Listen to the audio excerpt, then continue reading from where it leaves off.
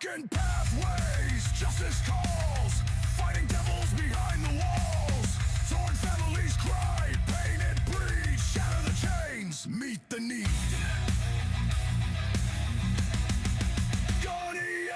roars, tearing through lies. Caseworkers crumble, justice won't die. Corruption falls, truth takes its place. For the families lost in this wicked race. Judges blind, gavel in hand, spinning lies to bury the land. Children stolen, hearts ripped apart. Gonna fight with fire and heart. Turn the tide, break the strife, reclaim the stolen, ignite new life. Courage bleeds through the fear, Gunner's voice loud and clear.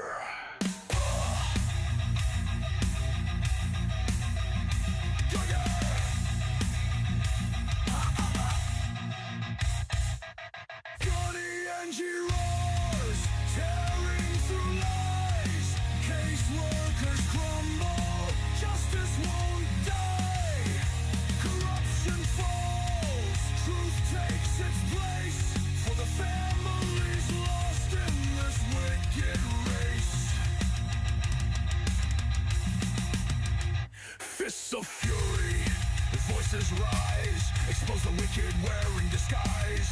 Families scream, but Gunner's there with a mission fierce beyond repair. Beyond repair.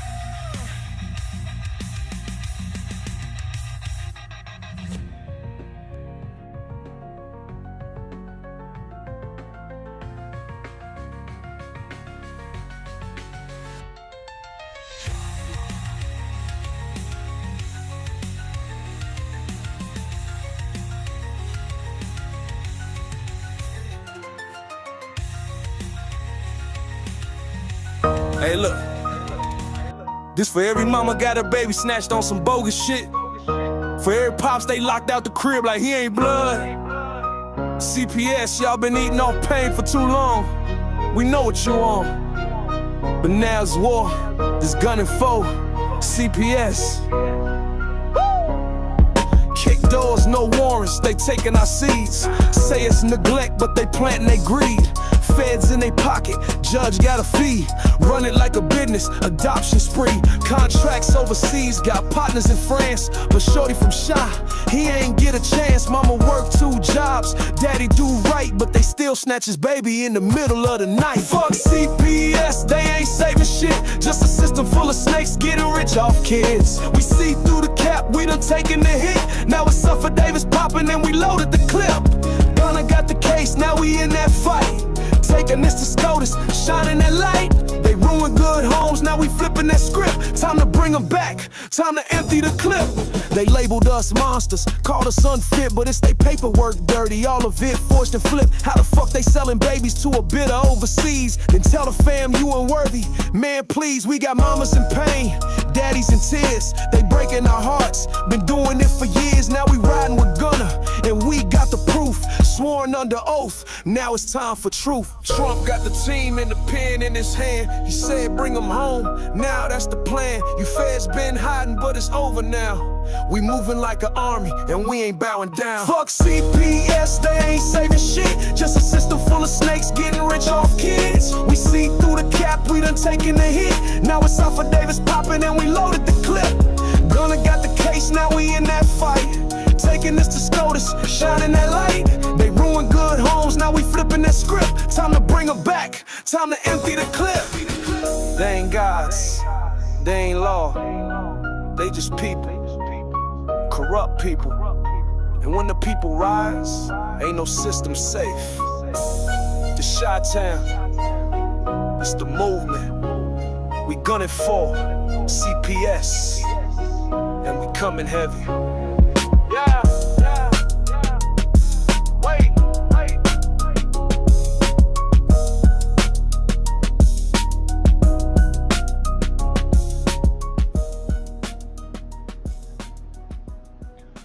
Good evening, guys. Welcome to another edition of Gunning for CPS.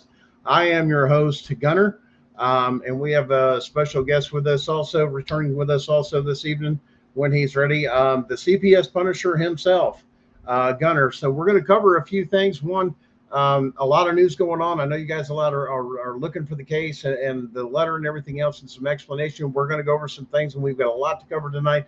So we're going to move fast. I talk fast, yes. We've got a lot of things going. And don't forget, if you miss anything, give it about 24 hours or not even that usually. And on our YouTube channel, Gunning for CPS, we'll actually have the replay of this show. Make sure you go and like and follow on YouTube. That way, anytime that the show takes and comes up, you're going to get that information and that notification, especially when we have special announcements, so on and so forth. But we're also on Facebook under Gunning for, that's for CPS. You'll get some of the updates to there. And I know a lot of you guys follow me on my own personal page. So make sure you go and like those pages so you can get a lot of those updates, so on and so forth, and a lot of news as it comes up. Now, one thing I want to cover, especially being here in the East Tennessee area, is we had the hurricanes taking hit. That it was just really, really, really bad. And there was a recent discovery this week that, people in North Carolina and so on and so forth, with all the damage that was done and the damage CPS did, and there was no food and they couldn't get through and they couldn't find anything. Well, what we ended up finding is covering under the story is they actually found some of the supplies and everything that were supposed to come to Tennessee and North Carolina for that hurricane relief. And you know where they found it? Oh, look. Would you look at that? What's that say? Here, let's go in here. It was found FEMA relief packages that were in a storage location along the southern border by Biden. It was redirected. It was rerouted in 2024 from Tennessee, Georgia, and North Carolina, that they were sending it there to give it to illegals crossing the border. So those things for American citizens, those FEMA relief packages were rerouted down to the border. This is how corrupt the things that were going on that we're seeing, and a lot of things that are changing. Now, let's go back to the other thing that we come today. You guys have noticed also, if you look on the maps, you've seen a big change here in the past couple of weeks. You've seen the raising of 2 flags at the White House. And a lot of people don't understand what's going on. There's been a lot of symbolic things and so on and so forth. So we can break it down to you, and you guys can watch a lot of things, such as, the Queen taking the particular mark. It's a chess move as far as receiving the flag. That flag that was recently given to him was the surrender of the District of Columbia, that the corporation is dead, that we are now back under the original Constitution, and we are seeing some of those things come to fruition. Now, what we do, like I said, with some of those things, that's the bigger picture besides the CPS thing that's going on. This is all the crime syndicate. And you guys have, if you just listen a little bit, all the corruption and the money and recent people that have been indicted and going to jail and so on and so forth. It's just absolutely crazy. And they're starting on the bigger scale from up here. And this is where we are. See, we're down here, and so we're meeting them halfway when it comes to this case of saying, hey, listen, this is not a dictatorship or a totalitarianism type government. It's about we the people. And therefore, we must make our petitions and so forth heard. So we're going to take and go through a couple things, but we're going to educate you on a few things here, and we're going to get to the letter and everything else. Trust me, because there's a lot of conversation that has to go on with that. And we're going to deal with it in a Paul Harvey type of way. And I get some of you would say, well, if you've ever heard Paul Harvey actually take and speak as a news broadcaster, he would say, well, if I was the devil, I would do this. In other words, he's not instructing you to do this. He's saying, here's something to think about.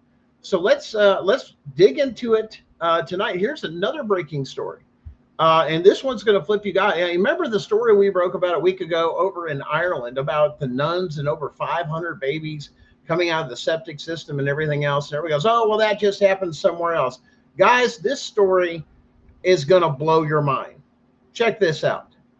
It certainly was not what we were expecting. As construction crews worked on a new sidewalk along Decatur's Legacy Park last month, City Manager Andrea Arnold says they unearthed a shocking discovery. We believed that we had found was some sort of burial vault. Further testing that came back just this week confirmed the remains of at least 32 other burial sites, many of them belonging to children and infants. Before it was Legacy Park, the site was host to the United Methodist Children's Home and Orphanage in the late 1800s.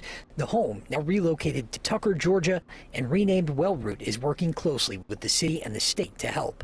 As for how the remains got there and who these people were, we'll be working together to do that research to determine what exactly has been discovered here, and also to determine the best way to recognize and memorialize the people that are laid to rest here.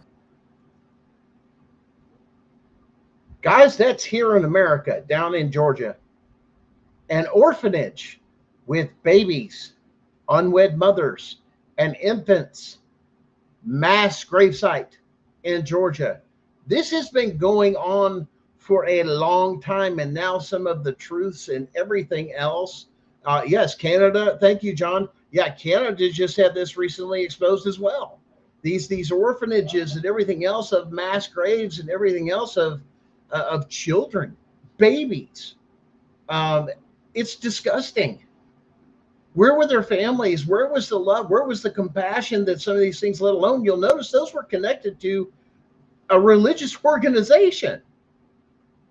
And that's the same thing that was going on here. And it's just blows my mind that nobody takes it and realizes this stuff is going on. And well, it doesn't happen in America. That's some third world country, or that's somebody that does something over Europe. No, this is happening right here in our back door. This is just Georgia. It's Canada. There's other places that they're going to start unburying this stuff all over the place, and the truth is going to come out. This is what they're doing because it's for profit.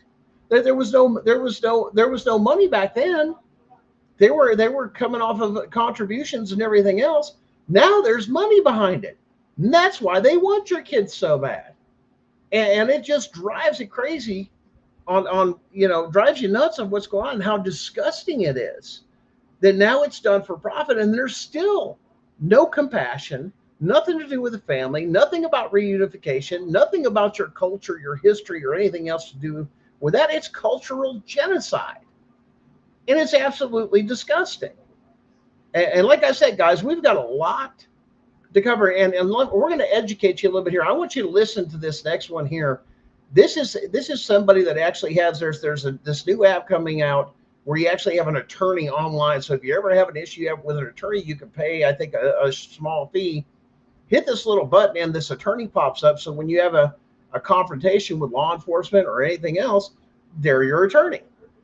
So it's a neat little thing of integrating some of the different things. But I want you to listen to this police officer use wordplay to try and violate the rights of somebody, while this attorney's just trying to tell him, no, unconstitutional. Well, I'm going to do this. This is abuse of authority. Check this one out. His private property, so unless you have a search warrant, you don't have a right to enter his home. Okay, we might agree to disagree on that point. We could get his permission to look for that specific style weapon, or we could apply for a search warrant. But first, we would probably do a protective sweep of the home to make sure there's nobody in there pointing a gun at us right now. I'm certainly good with the York County Regional Police Department. Are you his representing attorney? Yes, I am. Yes, sir. So, Mr. Ward, you understand that they don't have a right to search your home without a warrant, correct? I told them they cannot enter the house without a warrant. Well, there's a difference between entering the house and doing a protective sweep. And we want to try to confirm whether there's somebody in the house with an extended magazine pistol that was waving it at people or not. To make sure there's not somebody in there pointing a gun at me right now. We want to be searching the house. We'd be first doing a protective sweep, making sure there's no other people in the house that would do us harm. Then after that, we would apply for a search warrant to search the house for evidence. Yes, sir. But you understand that he doesn't have to give you permission to enter his home. It is his private property, so unless... Did you hear the wordplay with the cop? Well, it's for our safety. You got to have a warrant. I do not give you permission. Well, there's a difference, and we can agree to disagree. That man right there should lose his job and be arrested. Bottom line, that's a violation of his oath. 100%. That is wordplay and jargon. Well, we're allowed to do this, and we're supposed to do it once again for safety. And we've all heard that with CPS, right? It's for the safety of the children. No, the Constitution is very clear. You must follow the rules. You must have probable cause with firsthand knowledge and or experience to get a warrant or the affidavit of truth to go with the warrant. So when they serve you the warrant, it's got to have the judge's signature on it. It's, or, you know, the judge's signature on it. You've got to have the court clerk's signature and the seal. And it comes with the affidavit of truth of who swore that they said they saw that.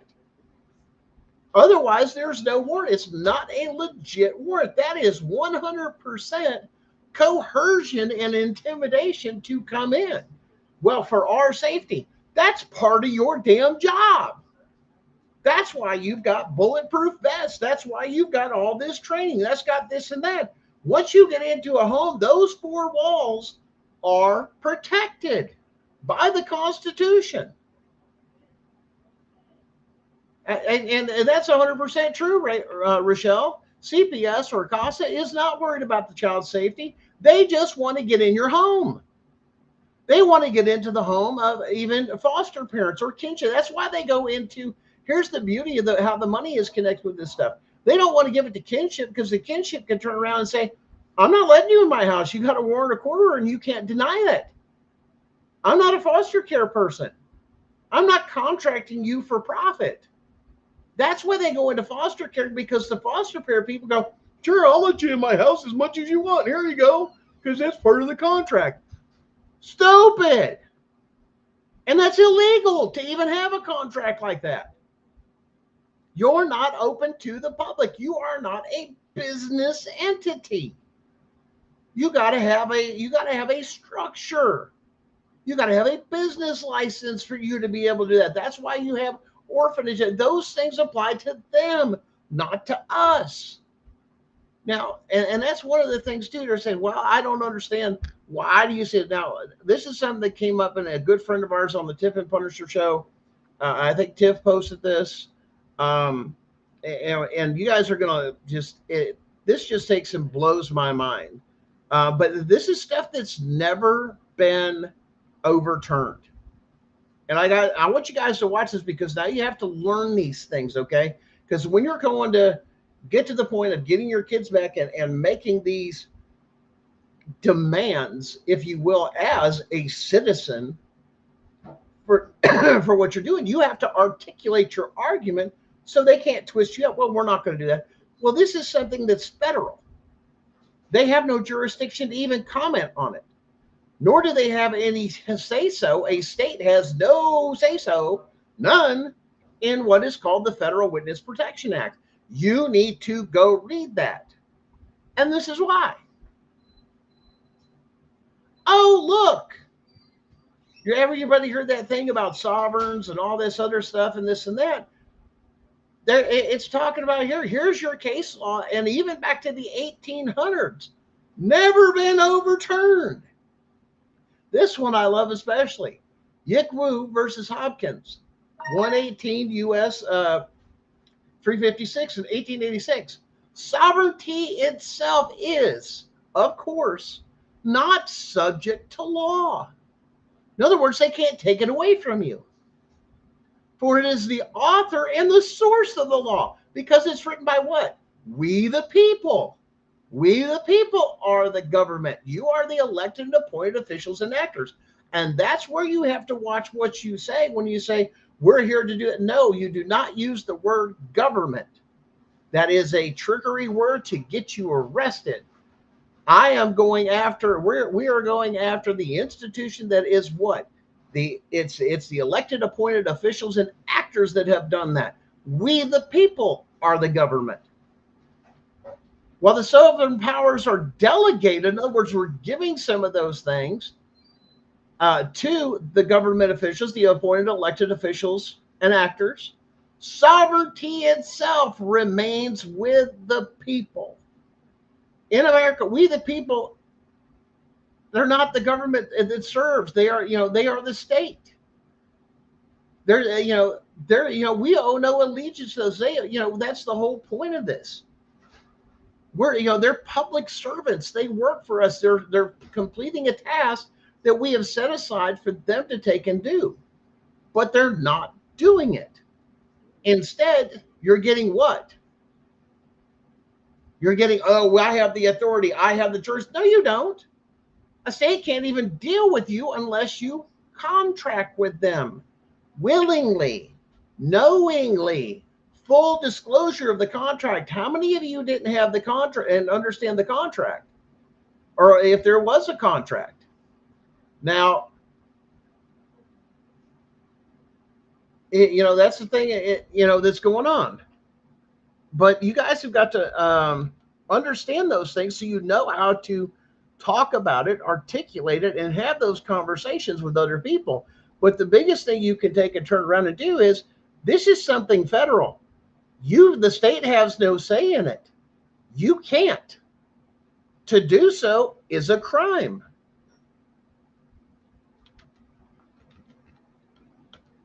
And like I said, there's a lot going on all over the place, and that's why it's so hard to keep up. And we try to fit what we can in the amount of time that we have.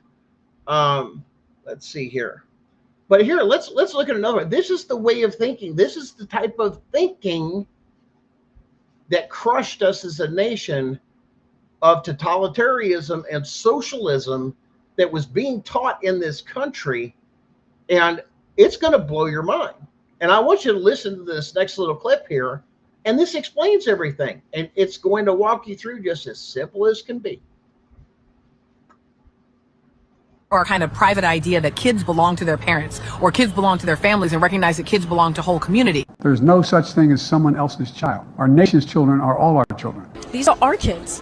They belong to all of us. The children of the community are the children of the community. This idea is put into action by the Marxist left in so many ways today. Children belong to their parents, not the state. Laws to alienate parents and attack their rights are becoming more and more common. Just look at Colorado. The House actually passed a law that could take away custody from a parent if they misgendered their child or called them by the name they were given at birth, so their real name, if the child had decided to change the name for whatever reason if they were transitioning. Luckily, because of so many protests, this law did get altered a little bit before actually going through, but there are a lot of examples in other states as well. California is an example. Washington State just passed a law making it legal for teachers to withhold information from parents, even in a situation of a crime being committed against the child by a student or by a teacher. And just think about all of the states that have laws that allow minors to have abortions or start taking gender transition steps without parental consent. In a lot of states, it is even difficult for a parent to homeschool their children.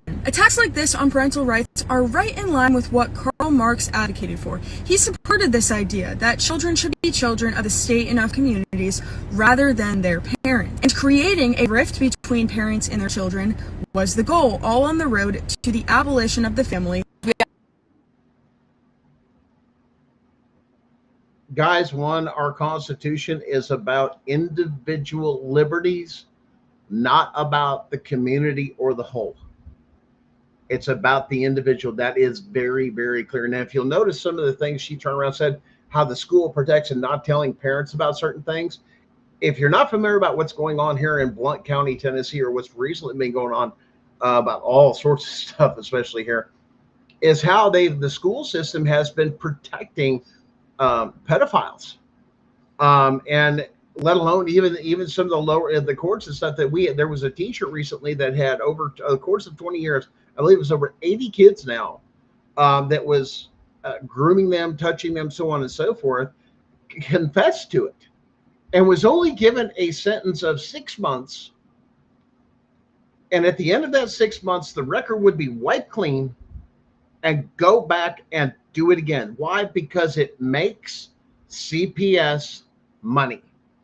That's 80 cases now that CPS can now get involved and force their ways into families rather than letting them take and try and say, well, your child was abused. We know it was abused. Well, that's fine. It's a family matter. Let us deal with it. If we need your help, we'll come to you. Oh, no, you have to. That's what these families are being told, and that's money. Tons of money. I mean, it's not a joke.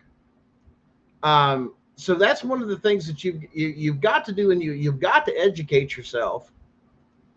And like I said, that's why you need to know how to talk, how to articulate, what to say, when to say it, so on and so forth, and understanding, to take away their power and authority, that I don't have to interact with you unless I want to. Any part of the state, police officers, that I refuse to. At the same time, you got to understand your Fifth Amendment right. I have the right not to incriminate myself or even talk to you. You heard that one with the cop where we're going to go in and we're going to sign, and then, for our safety and this and that, we've just got to know or get you to answer a question. Did you know that answering questions, according to federal case law, not my words, federal case law, and you can go look it up, that asking someone and questioning someone on private property, and you're seeing this happen over and over again, is a Fourth Amendment violation. Yeah. But all the videos we're showing them up at people's houses, talking to them, this, that. Out. No, you do not have a right. Well, we have a right to knock. Great. You can notify, unless I have it posted as no trespassing or anything else without a warrant, or you have the color purple put up, which is the same thing. Now, I'm going to show you another couple of videos, and then we'll get into the meat and potatoes that you guys are looking for, and get in this, and then I'll get Darren to come out here, and we're going to have a few conversations. Let's see here. Check this one out. This isn't going to go away until we can speak to you and your children and conduct a formal investigation. Okay, so if you'd like this to go away, it's not going to take a whole lot of time. Okay. Coercion by a cop. Eyes on who's ever listened to the report. On a single matter. I need to speak with you. Okay, so let me hear the report this time, because they was just here yesterday. Go ahead. The report is involving sexual abuse against Gregory and Georges. Okay. And sexual abuse between my oldest child. You said my oldest child is abusing my youngest child. No, you and the father are abusing them. Me and the daddy are abusing our kids sexually. Gregory and Georges are sisters. My husband and our daughter, or my husband and I are sexually abusing my oldest child and my youngest and my only daughter. Okay, come on. She's just a messenger. I understand it. I understand. I'm not upset. I understand. Did I yell? Did I curse? I'm just explaining. I understand. A lot of times people take it personally. I'm not taking it personally. I understand. I understand. We can go to my backyard. My kids are outside. You want to close? However, this isn't going to go away until. Okay, this isn't going to go away till we speak. Well, okay. Have us come down to the station. You see where she had them questioned out on the public sidewalk? It's the only place that they're not supposed to go any further. Notify, knock on the door. We're here, not beating the hell out your door and everything else. You have to come. No. Fourth Amendment. And once again, we're here to do an investigation. Number one, I have the right not to participate in shit. That's your job. And that doesn't mean coming in my house. That doesn't mean questioning. You hear how they were trying to coerce their way into the house to talk to the children? Fourth Amendment violation of seizure. One, illegal entry. No warrant, no court order, and having a cop there to coerce on a civil matter. Are we here for a criminal matter? Well, good. Then you take them downtown and you question them. Hey, we'd like you to come down to the station. No, I'd like to have an attorney. Did they ever give her a right, even articulate she had a right to an attorney to exercise? Was she read her rights? No, I don't have to participate. That's your job. And this is where a lot of people got to learn to fight. I'm not going to engage with you. And it's called boundaries. You don't believe me? And if you want to understand more about boundaries, check out the show tomorrow night on Beauty and Ashes that Sharon, my better half, and she has a degree in psychology and early childhood development and tons of experience. She's going to talk about boundaries and circles and everything else and tell you about those things that when you establish those boundaries, you're going to hurt some feelings. And there's the biggest problem. We're afraid to hurt everybody's feelings. I'm the first one that's going to tell you, bye. Your feelings are your responsibility. There's the other thing I'll tell you. I don't care. I don't care if you like me. I don't care if you hate me. I don't care if you think this. I don't care. That's your problem, not mine. I'm going to go on doing me. And that's the way we should all be. Mind your own damn business. But coercion to Fifth Amendment, no rights were read, anything else. That was so illegal of an interaction, it's not even funny, let alone, why are you coming to my home? Because they're trained together. They want in that home. Why? They want that data. They want to know what you have in the home. They want to this, that. Why? Because they're going to use it against you. Now that they're in there, they have firsthand knowledge. They have no reason to get into the home because they have a what? A report. Okay, is there a criminal investigation? Do you have a sworn affidavit that they've seen this happen? Or anything? Nope. Hate that for you. And there's a lot of courts that will railroad right over that and not care.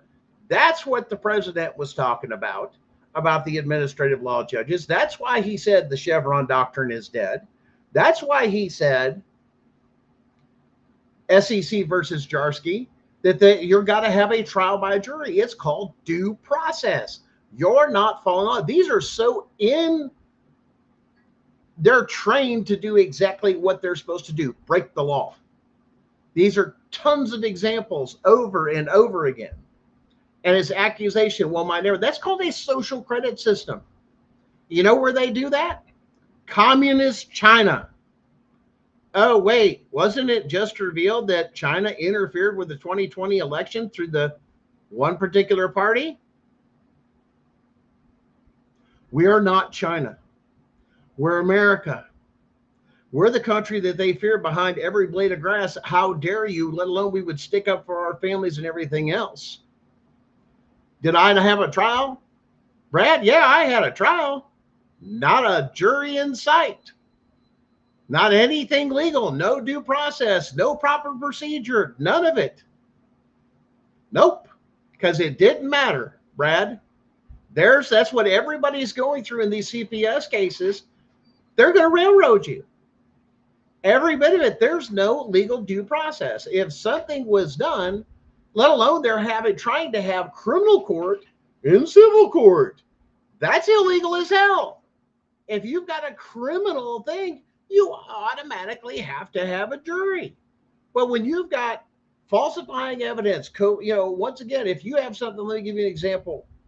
If you have a CPS worker that commits perjury and then involves your attorney and says, well, he told me I could do it, judge is supposed to stop. If there's anything in your case that is questionable, you're supposed to stop. The hearing cannot go on. You must have a separate hearing to determine whether or not it's done. But it's never, ever done. They roll over it. They have, you know why? Because the state, this is the whole point of where we're going with the lawsuit, is because the state has given permission to CPS with the state seal in all 50 states to coerce or force entry into your home. They are trained in a class called How to Gain Entry with Difficult Parents and law enforcement and difficult people as well. And law enforcement takes this classes. We know about it. We've even got the documents from one state talking about the conference they go to and make sure that they take this class. And your tax dollars, mine and your tax dollars and federal funds pay for this shit. That's treason and sedition to undermine the Constitution. That's what we filed. If you wondered if you've ever looked at our case, the stuff that we did a expedited subpoena was for the state to turn over the documents proving, even within their own documents, of these exact same things. Guys, that's treason and sedition. That's fraud upon the state. That's fraud upon the federal government. Those are serious, serious crimes. That's why they're scared crazy.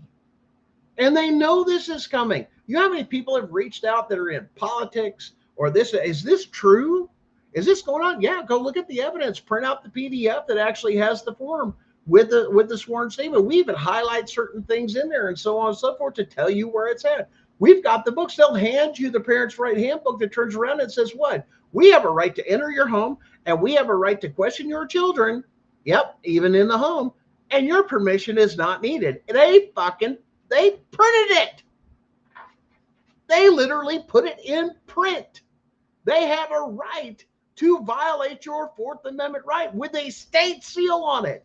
That is the state giving up the constitutional rights of every single person in the state. That is an act of treason and sedition. Not by my definition, by the Constitution. That's why they're running scared. The game's over. Checkmate. And we've got it for all 50 states. That's why when we turn around and we tell you guys, well, who's some of the people? Pam Bondi's getting her on the stand. She's getting a subpoena. RFK's getting one. Why? He's Department of Health and Human Services. He's over all this stuff. That's under, you realize the president could end CPS and all CPS funding with a stroke of the pen? No more federal money. Gone.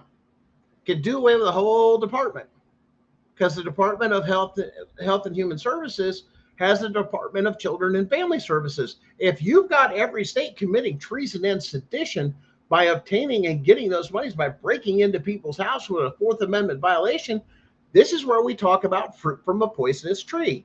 You commit a crime, then nothing else can be entered. So that's the same thing as a cop not reading you your rights or obtaining evidence like that cop was trying to, well, upon our sweep, we found the gun and then we're going to pick it up, but I don't need a warrant.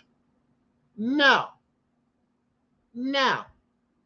Constitution says otherwise. Now, a lot of things that you turn around that people get into too many other people's business. Mind your own damn business. People will argue, and they have the right within certain states to discipline their children. How do you know the circumstance?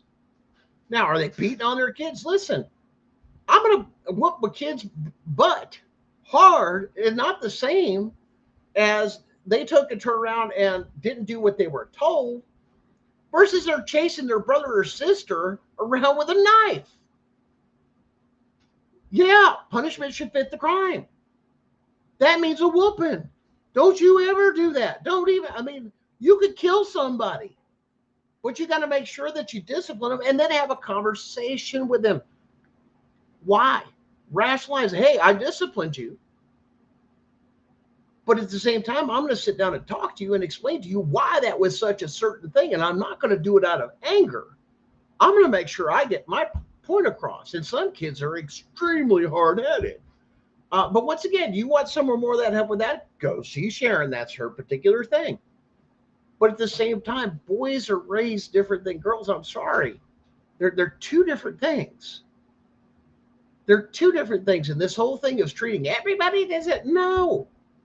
Because girls are brain chemistry is completely different than that of a boy. And that is psychologically been proven as fact. And that's what it comes down to. Now, guys, we've got another one up here. Let's see what we got here. We got one more video here, and then we'll talk about this. But this is, check this one out. Over here. For me to record, but go ahead. Sir, do I have to answer any of your questions? So what's going to happen Sir, is... I'm talking to the gentleman. And we're going to have to petition the court to remove these children if you're not willing to get them tested. You're going to have to what? I'm pretty sure you heard me, sir. Please repeat that. I said we will have to petition the court to get these kids tested. We're showing signs right now. To remove the kids? Yes, sir. That's hilarious. Methamphetamine and coke use around the children. No. With what firsthand knowledge, lady? You're hilarious.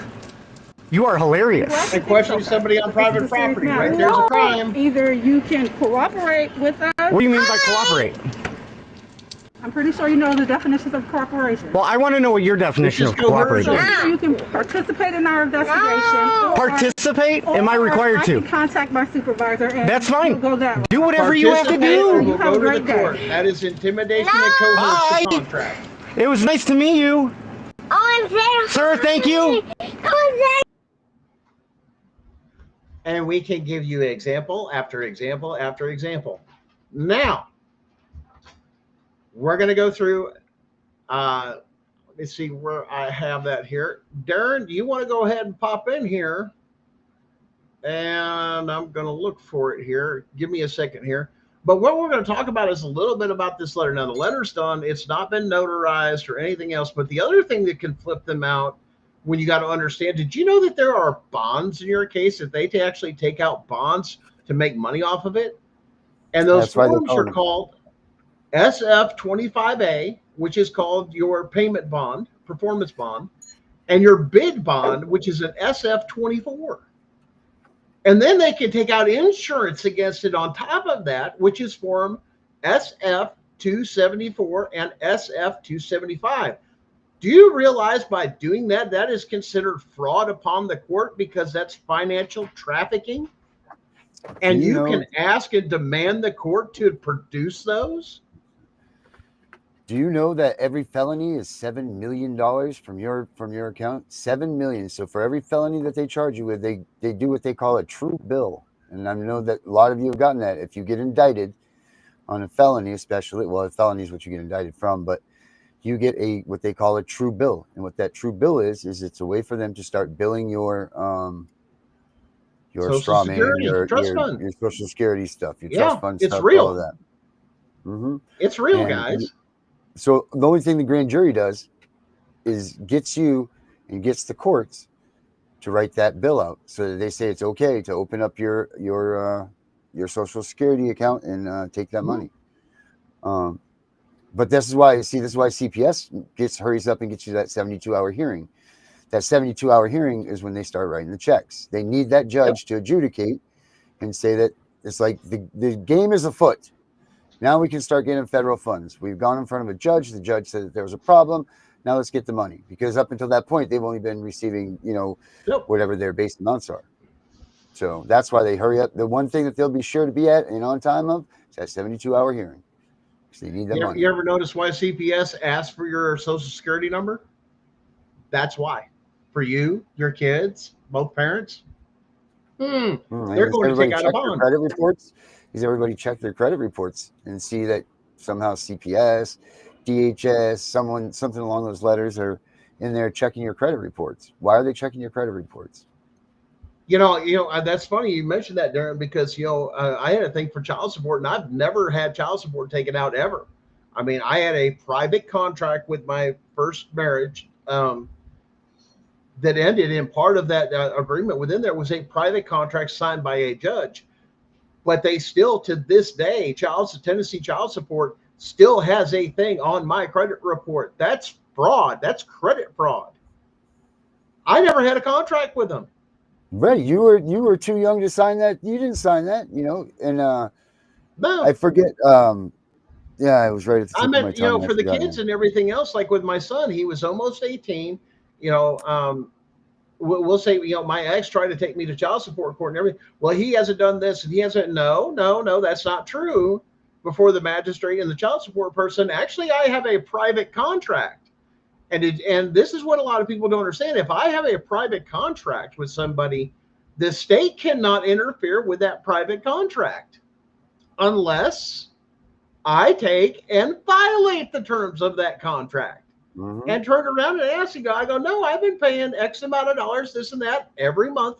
And this is the way it was set up per kid. And it's in the divorce contract. And it's in there. And that's what it gets. The state doesn't get to play with that number. We had a private agreement. And it's signed by a judge, making it totally legally binding. Mm-hmm. And when they find out that, and I told them, all of a sudden they're like, and they asked, well, has he ever missed a payment? And she goes, nope. I said, nope, I've got transactions and checks for every single time that was paid and where she cashed every single one of them. Yeah, guess who's getting sued now? That's fraud upon the court. Even filing it, let alone them trying to force me into it. Even when I asked the judge, I said, Your Honor, do you want to hear some case law or some facts about the? Nope. You know what? The magistrate. Nope. We're here to see how much you're going to pay today because it was done via Zoom. Wow, really? So I get no say in this, and it goes through like a roller coaster. And little Mr. CPS child support with his little bow tie, oh Poindexter. And when I said those words, matter of fact, we had a private contract and everything. Boy, you talk about backpedaling. Go, we don't know what to do, Your Honor. We've never had to deal with that, but I had to articulate it. People don't know that if you can't verbally articulate what you're trying to say, you're going to lose that argument. But when you go in and you're confident and you're research and you know what to say and you know how to say it and what to do about those things and how to have that conversation, they don't have a clue. And that's part of what we're going to go over a little bit tonight. Now, we have to get this, as some of you guys know, both Sharon and I live in two different places, and she comes into town every once in a while. We have to sign this letter, and we have to have it notarized, making it a legally binding document. But we're going to share the final draft with you here tonight and go over some conversation with saying, and Darren, let's have this conversation this way, as I say, like old Pearl Harvey. If I were the devil, as if you guys have ever heard that, if I were a person involved in this federal case as a affiant, these are some of the things I would do. And that is the conversation we're going to have moving forward. Okay. I'm not giving you legal advice. We're not giving you legal advice. We are educating you, saying that if this were to happen to me, or if I was in that position, I would take and handle it this way and how to articulate. But let's let's see here. And here we go, folks. I believe you guys can see that. Where'd it go? Where am I at? There we are. Okay, here we go.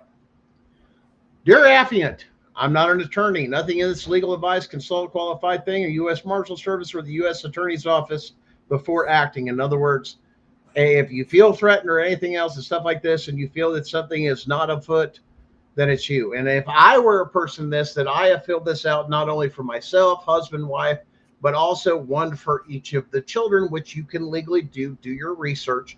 They now are considered federal witnesses. And the ones and the reason what this is a victim's affidavit, and what you are saying within this affidavit that you have provided, the way it is structured, is that your state and its actors have colluded to violate constitutional rights to take your children and commit certain things. And you'll see it comes through here. But let's go over this. And I'm going to take and remove this chat from the screen so you guys can see this a little bit better, because that overlay. Okay. Thank you for your extraordinary bravery in providing an affidavit support. And here's the federal case number, which addresses concerns about systematic unconstitutional practices across all 50 states. Now you're saying, well, this is a class action. No, we are proving that our state, the state of Tennessee, is part of a national child trafficking ring, and all other states are doing the same things, and they're sending them across state lines. This is very well documented. It's not, there's people that, hey, my kid was shipped here and here, and let alone we have already tracked it down to even knowing that one of the major hubs is actually in a certain place here in Tennessee. We're not going to disclose all that information because we're going to give them a great big old surprise when we go into court for some of these things. But let's continue. Your willingness to share your experiences regarding what we believe are unconstitutional actions, such as unwarranted removal of a child without criminal charges. What are you talking about? Well, we're going to deal with that here in a little bit. In other words, there's no criminal charges. These are civil. Can't do it. Illegal. Why are the cops there then? Well, yeah, where's the cops? Where's the handcuffs? Why are they there? If this is a civil matter, if this is a civil matter, right? If this is a civil matter, then what business do they have doing at any of these things? Because if you and your wife got into a fight and they showed up and you guys were saying, well, I'm going to take my kid, and she's going to say, I'm going to take my kid. They're going to say, listen, you guys, you got to go to the courts. We can't decide this for you. This is a civil matter. So what the hell are the police doing there when CPS has them come if it's a civil matter? Because the police have been told to stand down as far as doing anything with them and to aid them where they feel needed. illegally. Now, in other words, they don't have a right to it. But let's go further into it. Training caseworkers to force or coerce their way into the homes without warrants or legal court orders. Fourth Amendment violation. That's where, in other words, if I have a thing, and I'll get into that argument, well, this doesn't apply to us. Well, Your Honor, if I had a case like that and they entered my home with no court order or warrant, which they did, produce the warrant or legal order that is still not on the case record. It's not. And if you can't provide this, Your Honor, then yes, this does apply to you. And it's right there in front of your face. What do you mean? The CPS worker in his or her report says they entered the home and all this other stuff in the report you received, and that's evidence in front of you, is it not, Your Honor? Yes. Do you not have an obligation under the law and under your oath to know the law? Yes. Your Honor, that's a Fourth Amendment violation. If it doesn't exist, that's an illegal entry, and fruit from a poisonous tree applies. Therefore, Your Honor, you should have known this, but you allowed it to happen. So now you're complicit in the crime, which is why I'm testifying against you, against the state, and against all the actors, including CPS and you, Your Honor. This is how you get the judges and the magistrates. Prove it to me right now, then. Because if not, it's fruit from a poisonous tree, and you've continued down with this court case. Oh, now the judges, and you've put it on the record if you have an open case. Now, let's go on. And due process violations, including the failure to apply fruit from a poisonous tree doctrine. There it is. In other words, you can't commit a crime and then go forward with the case, which is happening over and over and over again. Illegal entry, questioning on private property. There is federal case law, Your Honor. You're supposed to know this. If not, that's called ineffective judiciary. You shouldn't be sitting on the bench. Oh, wow. Let's go on. This letter and affidavit are not to be transferred or copied to other individuals except those directly affecting you to help safeguard your privacy. You're going to hold on to this letter once it's done with your sworn affidavits as proof that you will give if you run into trouble. You can go to the U.S. Marshal's office that enforces this stuff and contact them going, here, we are part of this case, this and that, and it's against them. And they are now tampering and or intimidating us to do something. Now, the Chevron doctrine has been overturned. In other words, they don't get discretion to do what they want and run amok. And it was found to be unconstitutional when it was overturned. In other words, the crap they've been doing, calling ourselves professionals and going on and doing what they wanted to do, including violating the Constitution, is not permitted. And the ruling in SEC versus Jarsky 2024, well, you've seen that on previous shows, and even President of the United States has called this out. Remember that letter he sent out about, and I know Darren knows, about the one about the administrative law judges doing the unconstitutional stuff? Didn't he quote those two right in that letter? Yeah. Unconstitutional practices. This is what we're talking about. You're calling them out now. Section 242 of Title 18 of the U.S. Code addresses certain civil rights violations which may relate to the issues raised, including the removal of children without a criminal charge. Oh, wait, there's case law. You could say, Your Honor, there's no case law. If I had one and you've taken my kids, Your Honor, where's the criminal charges? We're in civil court. Troxel versus Granville says that's a crime if you've taken them. Oh, crap. And it protects your parental rights absent as compelled the state's interest. Information about the Witness Protection Act does exist. It's a real thing. And the states have no say in whether they can follow it or not. Because I guarantee you call the Federal Marshal's Department, they're going to call up the U.S. Attorney's Office and go, hey, we got a problem with a federal witness. Is there a case number and this and that? And how are they articulated? They are being intimidated and or coerced to not testify or change their testimony. That's up to you to fill in the blanks right there. But keep it simple and sweet is the way, if I had a case like that, that's the way I would handle it. But specific actions, it's all upon their discretion on whether it is or whether it's not. If they're saying, No, it's not. Yes, it is. Whatever. That is up to them. But I guarantee you, you start turning these in and you start saying, I didn't commit a crime. Give me my kid back. Well, this is the other thing that we've taken. Now, the other part you can probably attach to this, and I think Darren would agree, is a void ab initio. That would be something voiding all of your written agreements or any other things that you're withdrawing, all written consent and or verbal consent that you have done up to this time, and you're taking it back and nullifying any contracts because they didn't do that. Now, when they start doing that, well, you can't do that. Start asking them about their bonds and everything that they're making money off of. All of a sudden, you're going to watch a judge go, whoa, wait a minute. They know too much. You know about those things? Oh, yeah, I'm going to get copies of it under a FOIA request. And I'm going to file against those. And I'm going to file against your bonds because this is illegal. And you now have a vested interest. It goes deeper than that child support thing that they were talking about, boys and girls, big time. Should you encounter retaliation, threats, or harassments from state actors, including local police, CPS, DCS, judges, magistrates, consider reporting them to them. Sometimes you can talk to them and put them in their place, and they're going to back the hell off. Go ahead, I'll call you a federal marshal, and that's federal charges. You know what happens to you? You automatically lose your job for federal witness tampering. You don't go back. It's a serious criminal charge. Federal witness tampering is, what is it, Darren, a class C or B felony? I think it might even be A in some situations, isn't it? Is it? Yeah. Well, it depends, I think, on the severity of the crime. Once again, this says, keep this for your records. This is your evidence, to come in here with your sworn affidavits. Look, here's mine. Here's the kids'. We're both in this case. Whether I get up on the stand or these affidavits are turned over as just as evidence. In other words, the same thing as you testifying in court as truth and matter, that we don't have to have all of that.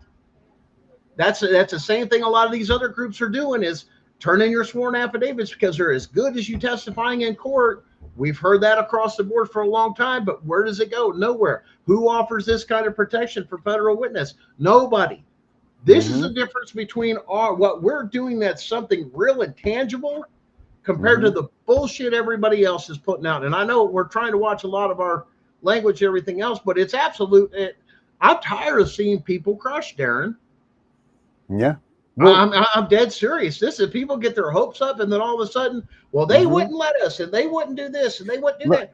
Yeah. It's like we talk about it all the time, right? Like, you can't take advantage of these people. You can't give these people that have been affected by CPS, you cannot give them false hopes and walk them down, because we're all already on the verge of doing not so good things, I think, at given points in our lives because of what's happened to us.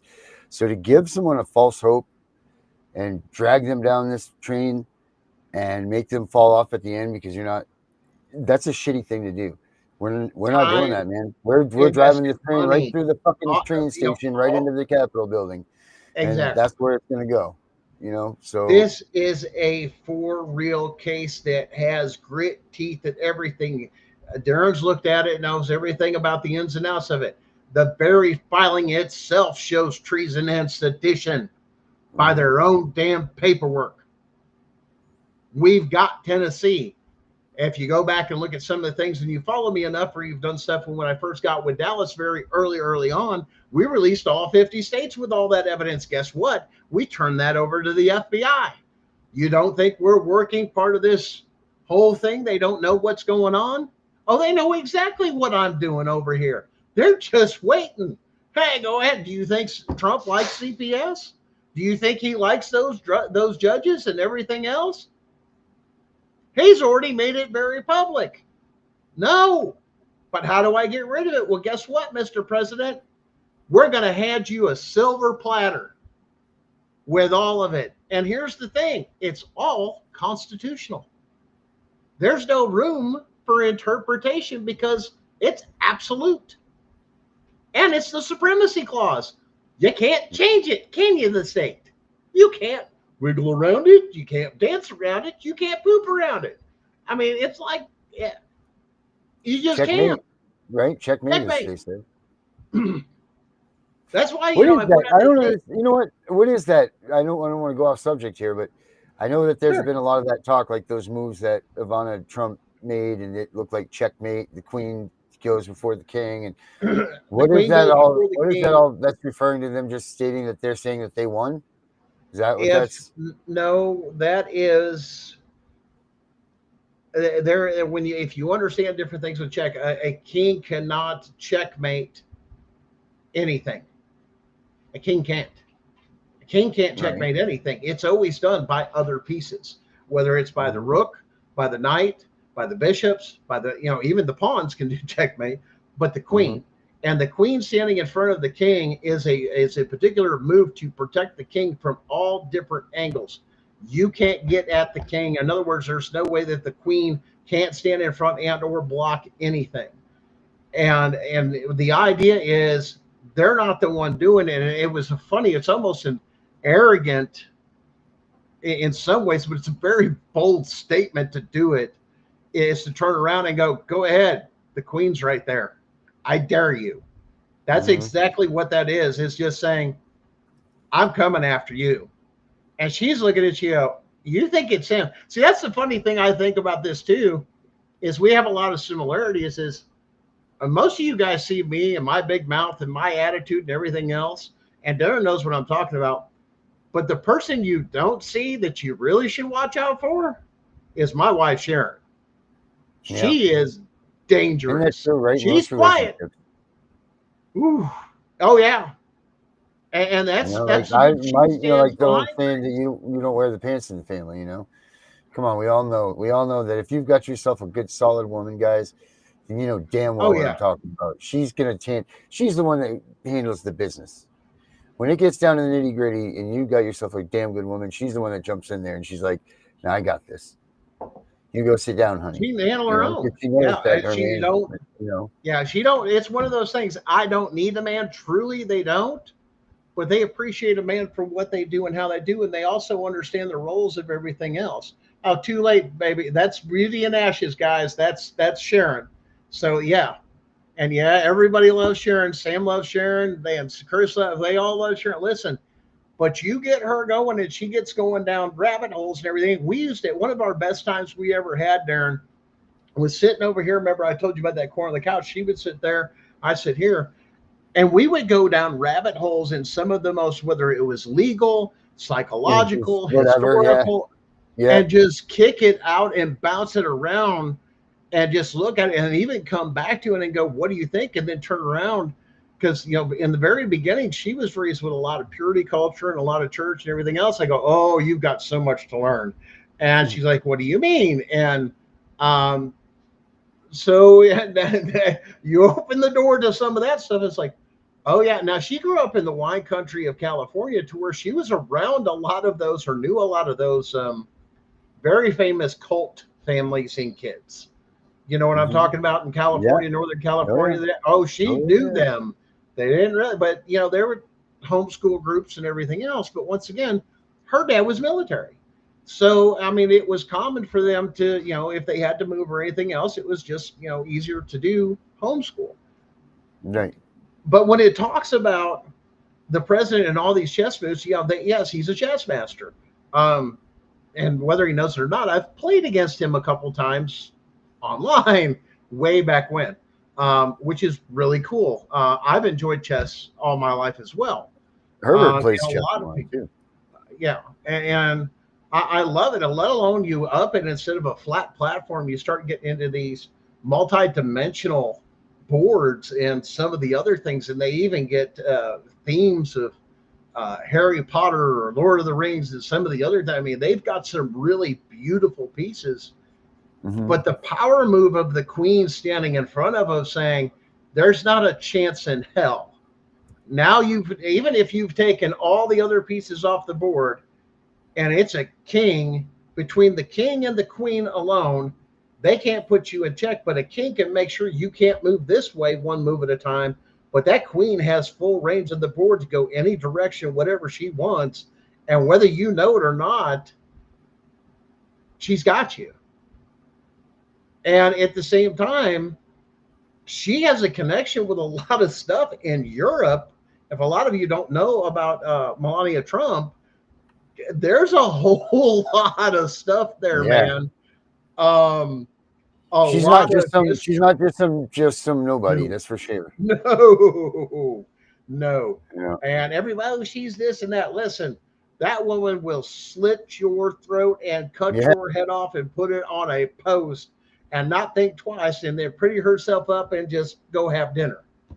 And she's not afraid to do it. They are warriors, but they are very feminine lady warriors. You got to understand, you don't have to be a type warrior to be that, but women can have a class about it that a lot of men just don't have. That, you know, that what's the word I'm looking for, the fine, you know what I'm saying, the FINE type thing that would go like, damn, she just took and slit somebody's damn throat and then sat down, wiped off the knife, put it down, and just went back to drinking tea like it was nothing and reading her book. Like, damn, you know, that type of woman. That's what I'm talking about when I say something about Sharon or anything else. That's great. And I know Darren's got the same thing going on with Miss Mary and a few other people that we know. But, you know, damn, they have a grace when they do it. And God, don't you miss the grace of the women that were from the 40s and 50s, even in the movies and stuff, that just had a sense of grace to them? I mean, even when they moved or how they talked or anything else. And that just blows my mind, you know. I'm losing you. You lost your sound, Darren. You lost your sound. I don't know what happened. I think your battery went dead again. Yep. No light.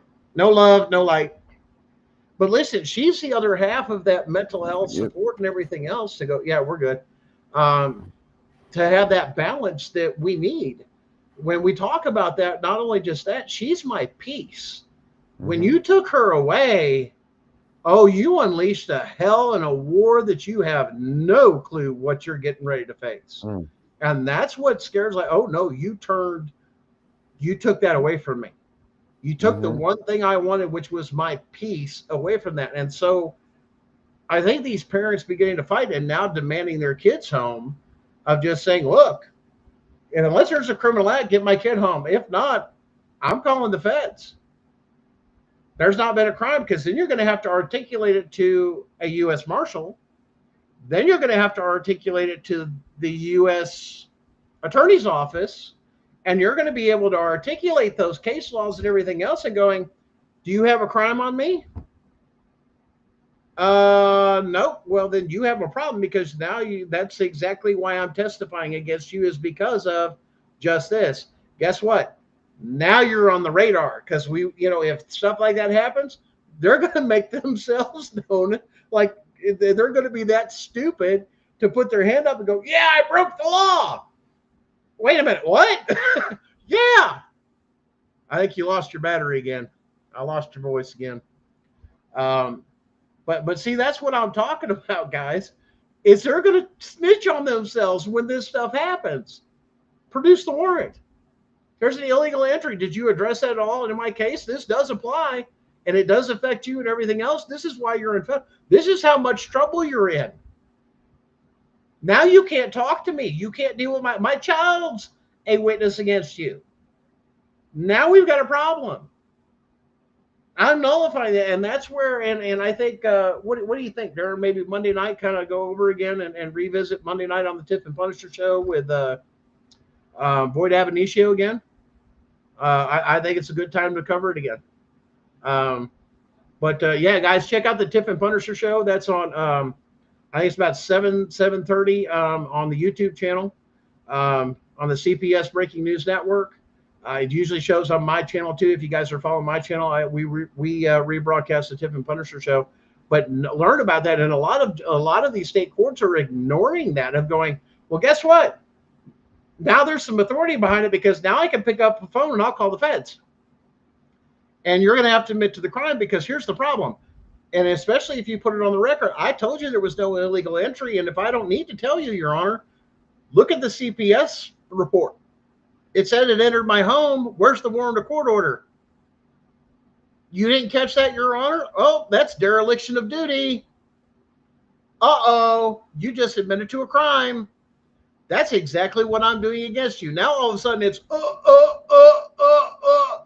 we're in trouble, guys. What are we going to do? There's nothing. We can't touch them. We can't intimidate them with the cops.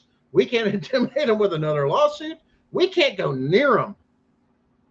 They're federally protected. And if we do, they give instruction to their family and everything else. Like, say, if I had a case and I was doing that, I'd make sure my family and everything else would know, hey, if I disappear for a period of time or they think I'm up at the jail or anything like that or something happens to me, call the feds.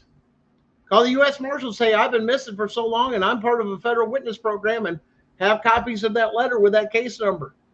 They're a federal witness in this particular case against the state and all of its actors for treason, for exactly this. And it's listed through there. What pertains to you, we kind of give you a rough coverage of illegal entry for the Fourth Amendment violations, due process violations, fruit from a poisonous tree, even going down to, hey, I had a trial, but I didn't have a jury. You know, that's a huge, that's why I'm taking and testifying against you. You should have done this. And, you know, I think we covered that before in another show where it turned around and said that the judge is supposed to know the law. The judges and magistrates are required to know the law. If not, it's an insult to the law itself that the law has a fallacy of ignorance. And that doesn't exist. That would be an insult to the law, which is why the process of going through and being appointed is more, it should be more than just a good old boy system and doing this to make sure they're qualified. Do they take a test? Are you going to stand up for policies and procedures?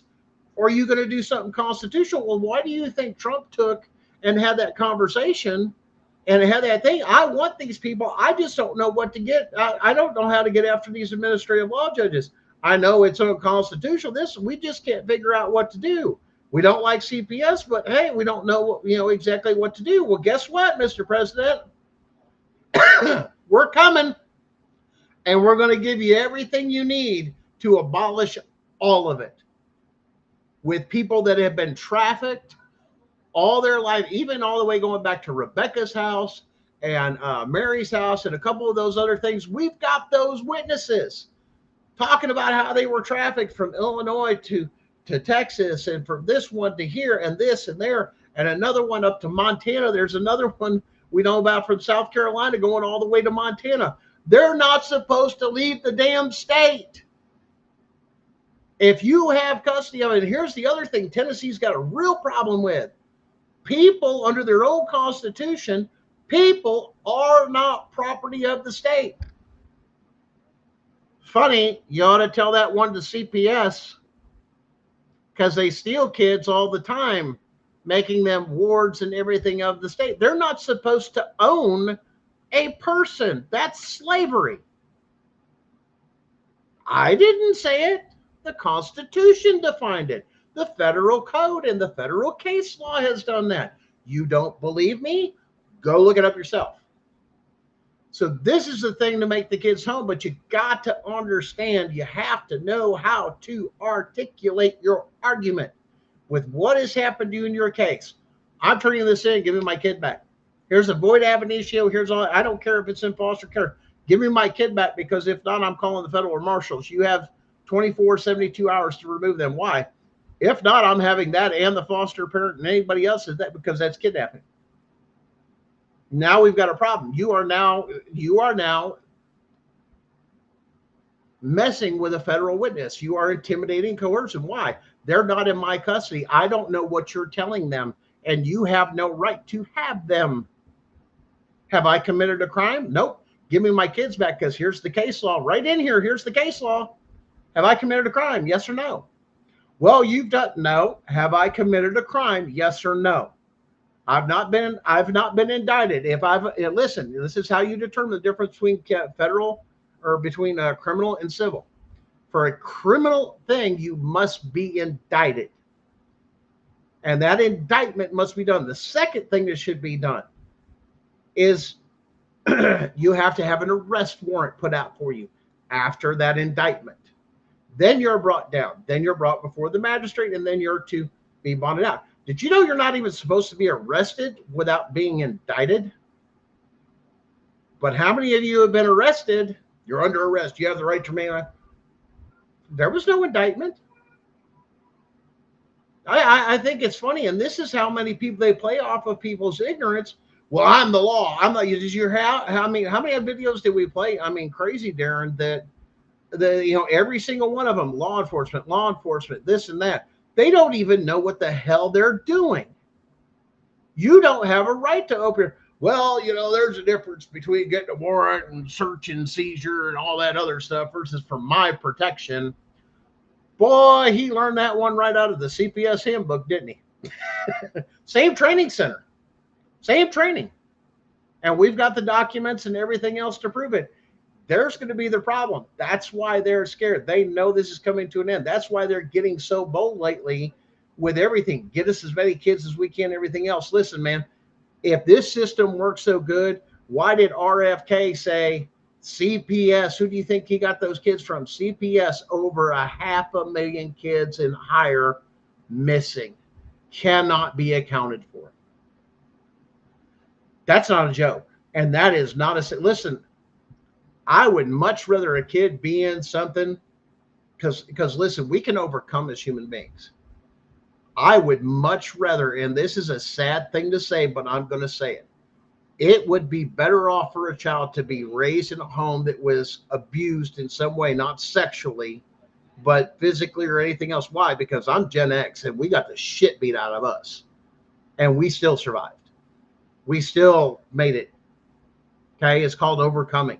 It's a life skill that we're not taught anymore, but it's better to do that than to remove them from the home, put them with strangers and be trafficked as sex agents any damn day of the week. I would take a beating every day over being raped and incest and molested every damn day. Mm-hmm. That's the bottom line. There's no compromise with that. When it comes to one or the other, the lesser of two evils, I'll take the damn beatings, Darren. You beat the fuck out of me. You can punch the shit out of me. I give black eye, everything else. But I sure as hell am not going to take and stand for somebody sexually abusing somebody like that. Hell, are you fucking kidding me? Absolutely not, man. I mean, dude, I used to get the shit beat out of me. My stepdad wore the fuck out of me.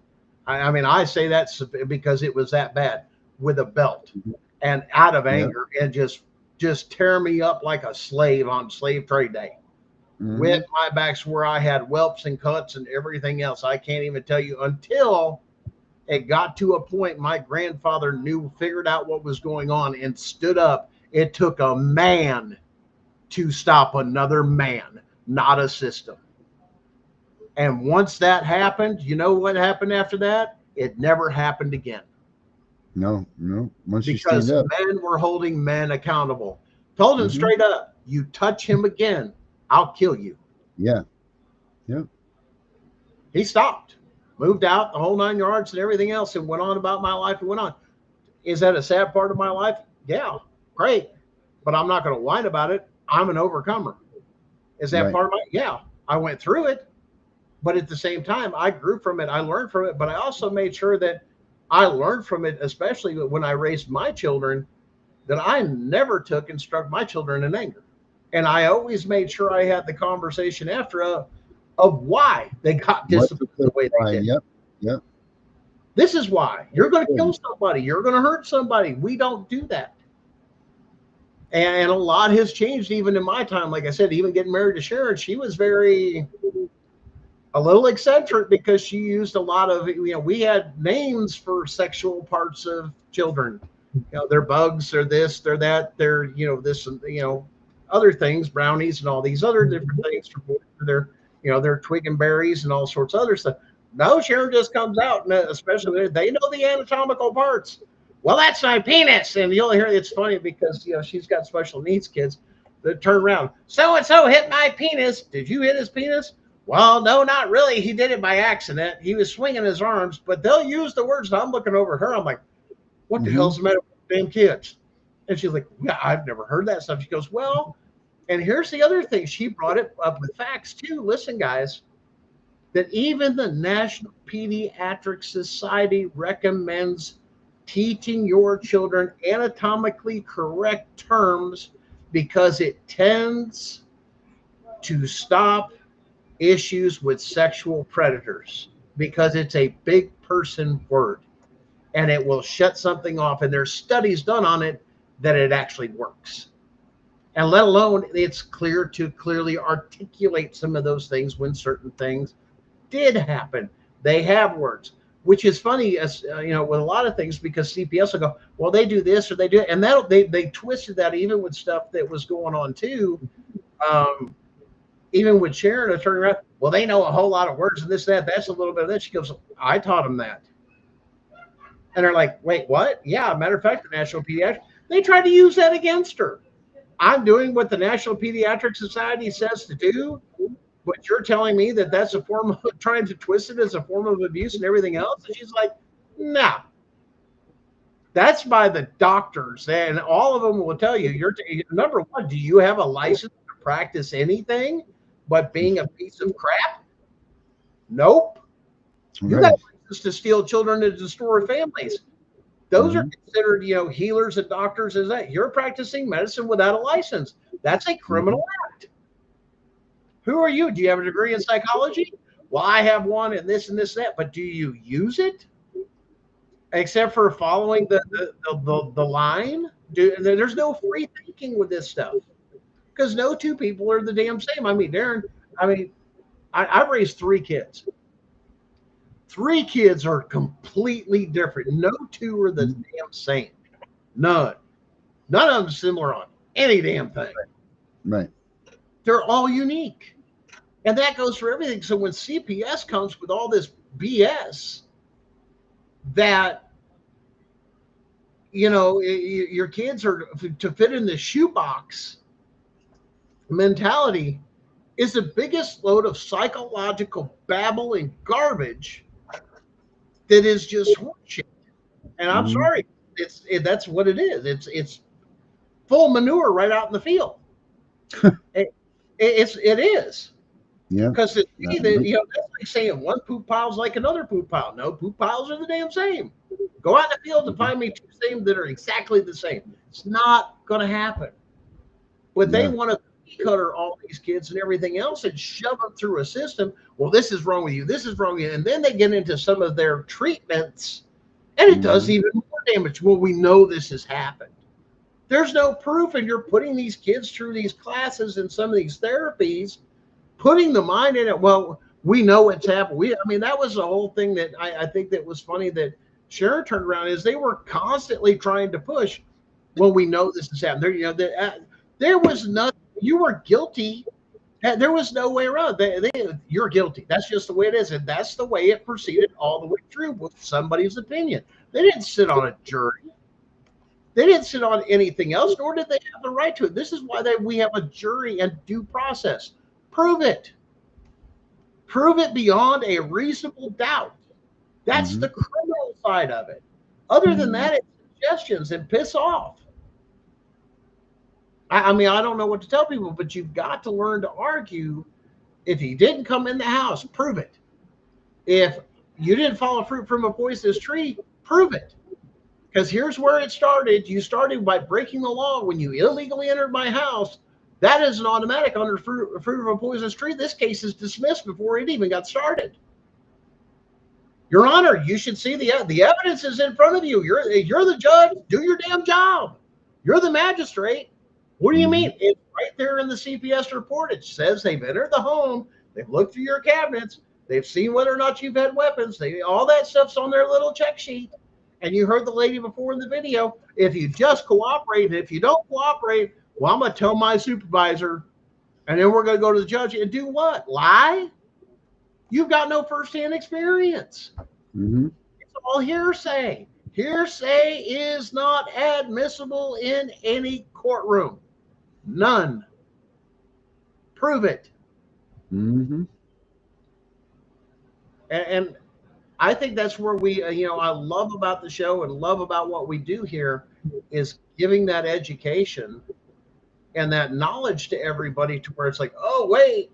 And you get some people, it's like, here, do this for me, here, do this for me at the same time. I'm not going to be there when you have to defend your children. Get it? You better figure it out and quit asking everybody to do something for you. And as I say, wipe your own butt.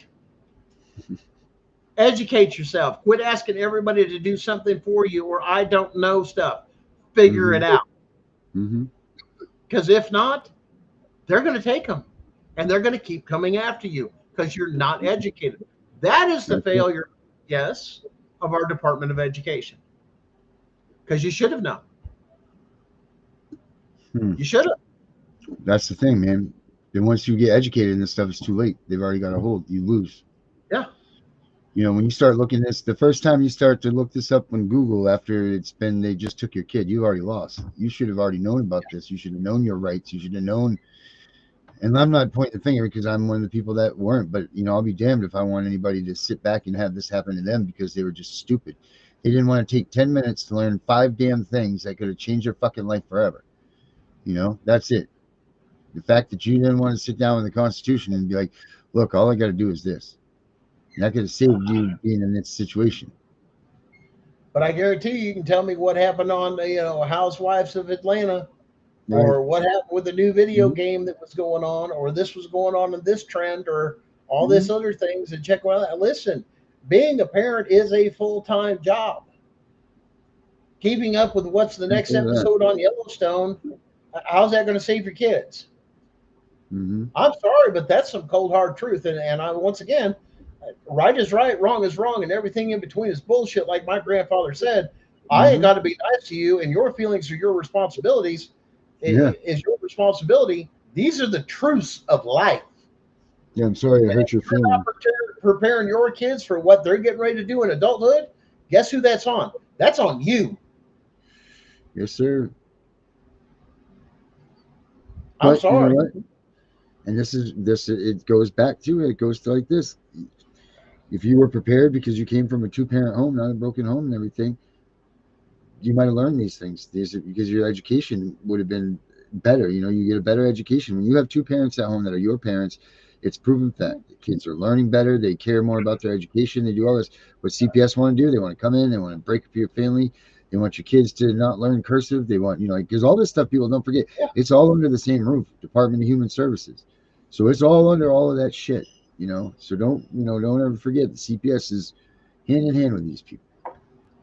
Yeah, and once again, these are as you saw the video that we first started with, these are Marxist principles. They belong to the community. They belong to the community.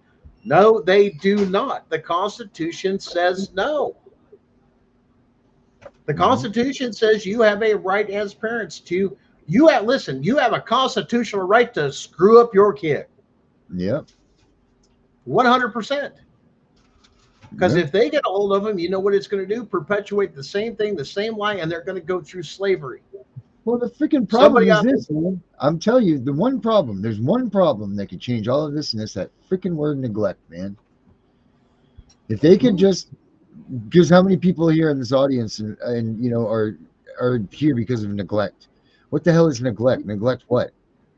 Well, it's a very broad word that they use, man. And if that word was solid, like neglect means you weren't at your house on Thursday night at 9 with your child. So that's neglect. You weren't home with your kid. Something like that.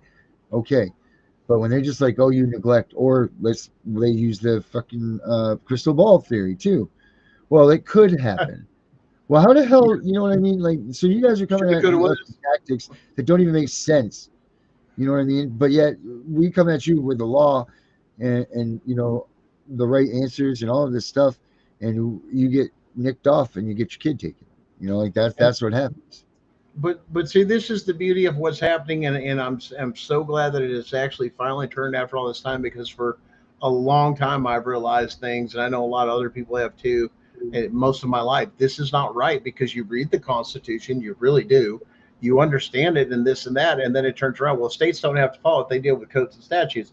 Yeah, but they still have to follow the Constitution, but they're not.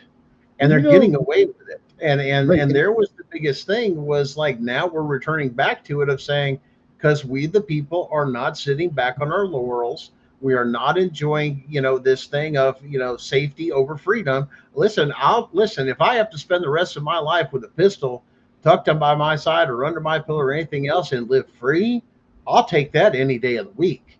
You want to give up your rights and everything else, that's fine. But now you're just a slave, and that is not what this country is for. Right. You should have the right to take a deal with it. If they would teach you what that document truly means, man. I mean, people have given their lives. People swear their lives to the oath to this document. So it's not just like it's a document just to be thrown down and trampled on. Like that document means more than the flag, to these guys that swear their life and their oath to that Constitution. So this isn't just like a Chamonix wow paper. And that's what they're trying to make you think. These are your rights, man. These are what these forefathers came out and said. By no means will these words ever be changed. Yeah. They will never be altered. They will never nothing. These are rights that these people that live in this country will always have. It's their inalienable rights. Alienable rights, yeah. God-given inalienable rights. I think the thing that scared me the most, not really scared me, but it made me really turn around and shake my head of how far it had gone, was during, the jabby jab lockdown of watching all the people turn into sheep. And I'm over here, and once again, I've been exposed to more and more education and training than most, but at the same time, I knew it was a lie. I knew every bit of the thing with the masks and the other day. I'm like, listen, I know respiration. I know this. I have to take OSHA classes on this stuff. So do most people that were in trades and everything else of what's allowed, what's not allowed, and what kind of equipment and PPE equipment and everything else. I mean, trust me, you get on some of the sites, the safety man, everybody hates the damn safety man because he's going to make sure you're compliant. Where's your glasses? You got the right boots on? You got this? Hey, you need the right particular gloves. Hey, you need to go draw another set of gloves because those are worn out. Hey, there's a rip in those. You can't wear this here and here. Hey, is that conducive with this code and this code? I mean, it's that serious when it comes down, but let alone you're talking about something that was supposedly so deadly. I'm like, wait a minute. COVID is mucus and lung-based anything. The swine flu, bovine flu, all those are all COVID-based things. So you're talking about and what's the new one? The razor blade version. I'm like, okay. And somebody said it probably the best, and I laughed. I go, so they go, so strep throat, huh? And I'm like, somebody hit the right on the head. So we've got a case of strep throat going on. Yep. Yeah. Where'd the flu go, right? Where'd the flu go? Where'd this go? And at the same time, where's all the natural remedies and everything? You had other people over here. I'm like, hey, if I've got this and that, you mix a little honey with this, you make a little hot toddy, and it was local honey and everything. Boom, you got homemade cough syrup. How was it any different than the stuff that has alcohol in it back in the day with Tussin DM and everything?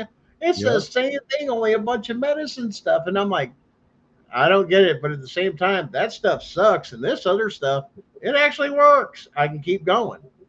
And I think that's the thing too, is some of us didn't have the pleasure of having sick days or days you do cough.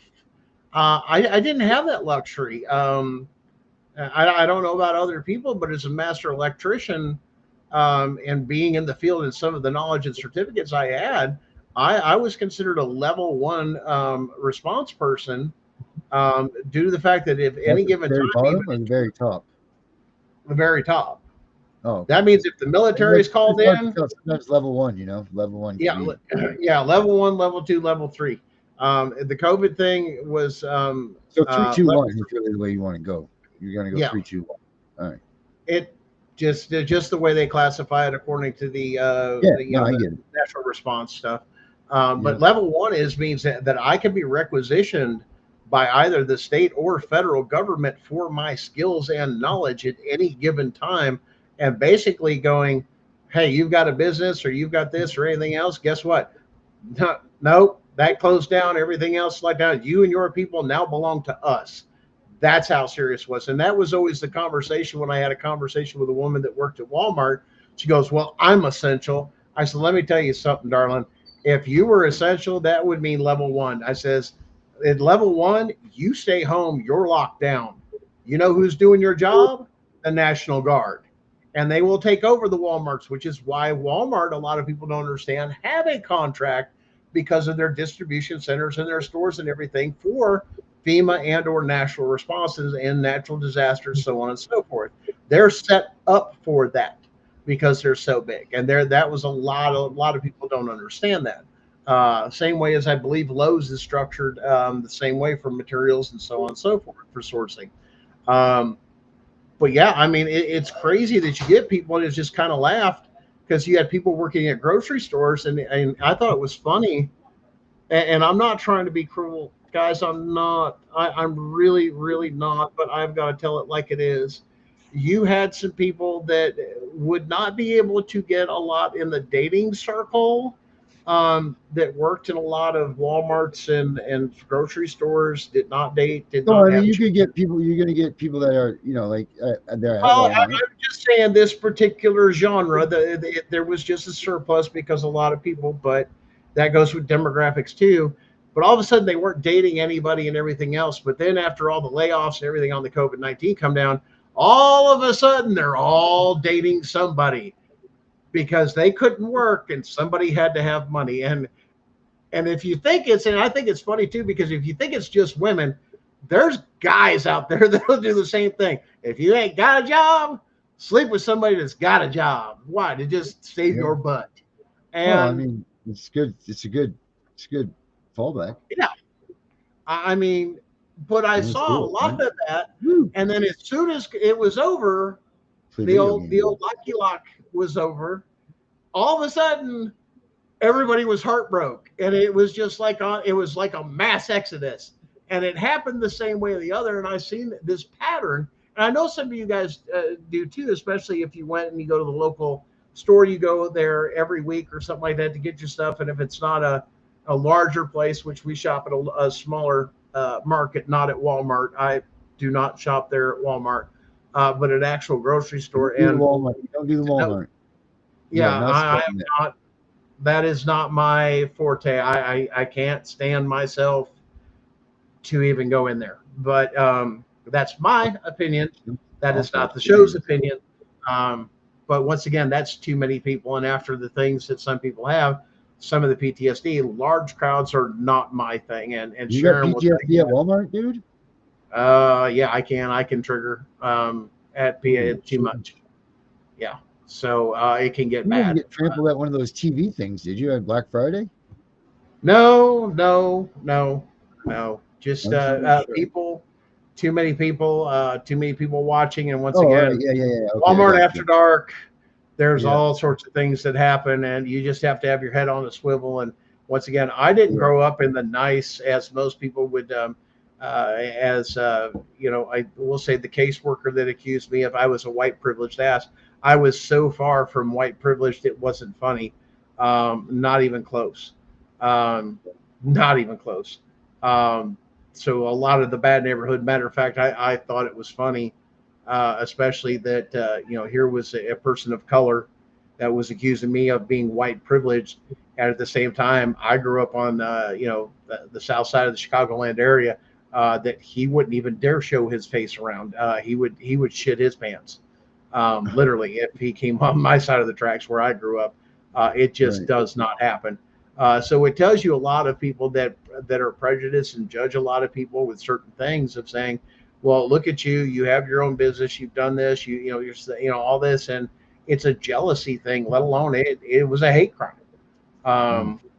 You know, and for people to turn around that the color of your skin has to do something. Listen, I've known people that marched with Martin Luther King and everything else. And let me tell you something, there's some conversations and things they say about certain people, especially the fact that, you know, it don't take a skin color to act a certain way. And it was an older man. Now listen, the old man that did this, he was probably in his 70s. Boy, you're prefacing. He marched with Martin Luther King, everything else.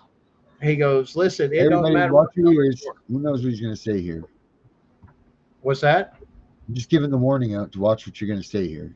I don't know. No, I'm going to keep it there. The point is he said it had nothing to do with color, that had to do with frame of mind. It doesn't take somebody to have a poor frame of mind. It's regardless of color. Every race has somebody that acts a certain way that is not appropriate. And it's not part of, that they had done so better. And he was very upset because of some of the things he was seeing out of the younger generation that they had fought so hard for and marched for and done things for during the civil rights movement, that it just meant nothing to some people, and went right back in and even tried to educate them of, listen, we're trying to shake off the chains of tyranny, but in a way you're going back in it when you go back into social welfare systems and this, and you're not getting an education, and you're not busting your butt and working and trying to open your own businesses and this and that. He goes, that's another form of slavery. That was his opinion, and that was his viewpoint. But no, and once again, he goes, and it didn't matter. He says, every culture has got one, every race has got one, and you can look at it all across the world in every country, every continent, every demographic, every religion. Even religions have demographics and such like for that. And basically what it comes down to is that people are extremely lazy. And that is the biggest issue. He says, I don't understand, with all of this and more information and more freedoms and everything else, why somebody would be so lazy and complicit not to want more and get a chance at that true American dream. And understand, this old man worked with me, but also owned his own private business on top of it, doing taxes and CPA stuff on the side. So this man had hustle. This man had game. And he goes, I ain't gonna let nobody tell me or do anything else. I mean, he had a drive in him that he didn't see in the other generations, of saying, look how far we fought to give you those things that we didn't have.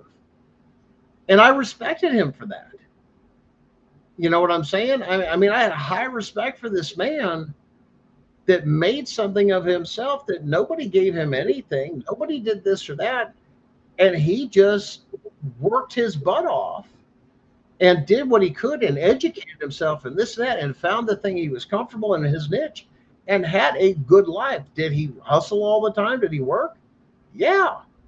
But at the same time, when he wanted to go do something or take a vacation, there was no holds barred, man. That dude had cash. I'm going to go on a vacation, or I'm going to do this. I'm living it up. It's like, man. Yeah, you got to hustle, man. You got to get that hustle on. Phew.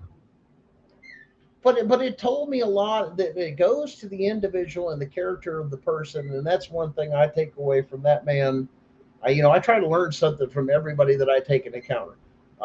Good, bad, whatever it is. Either I learn a lesson to not do, or that. And that's the same thing I've always taught my children, that some people, exactly, we should all be doing that. We should challenge ourselves each day to learn something new, to keep our minds sharp. But that's one thing that we don't teach a lot of either, is respect. No, that's going out. And Sharon and I have talked about this on other levels and this and that. She said, I'm thinking about this and this and that. I go, yeah, but you're not going to do something like this, whatever the situation may be. I says, because you have too much honor and integrity. I can't see you doing that. And I respect her, for those things. Well, there's other people too, are just saying, I can't see you doing this or that because you have too much honor and integrity to not do the right thing. Or, that's like a lot of people said, well, Gunnar, you could have just done this and went after the actors and all this other stuff and got your money and ran and all this other stuff and blah, blah, blah, blah, blah, and all these other things. I said, yeah, but it's not the right thing to do. Right. That's the thing. We got to have morals. Morals have to stay a part of everything that we do.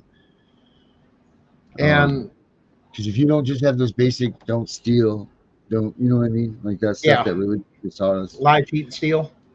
Yeah. Like if you, it goes deeper. Have those things, and man, we're done, because that just, I guess that's why it bothers me so much with some of the other things that especially you and I have talked about and seen, that other people that is involved in things similar to this, that burns me so bad. Of, I've never asked for a dime.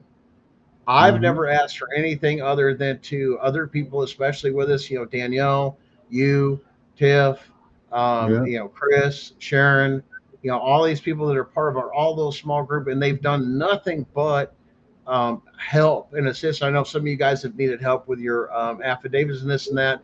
And Danielle has been right there, doing her best to help you guys with your affidavits, talking to you a little bit, sharing information. Tiff, she's out there on the front lines. I mean, I think this summer she's out doing rallies almost every weekend now, getting the word out, putting that thing, doing those things out there.